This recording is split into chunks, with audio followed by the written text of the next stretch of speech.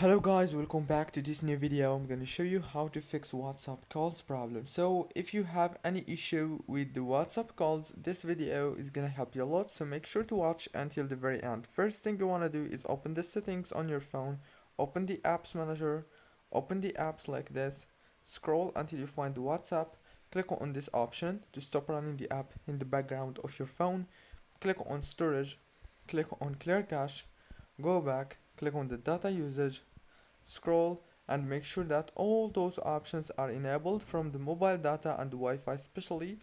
Go back, click on the power usage details, click on the app launch, make sure that also this option is enabled. Go back again, click on open by default, click on open supported links in this app, click always allow, and now all what you want to do is restart your phone, and that's it. Don't forget to like, subscribe. Thank you for watching.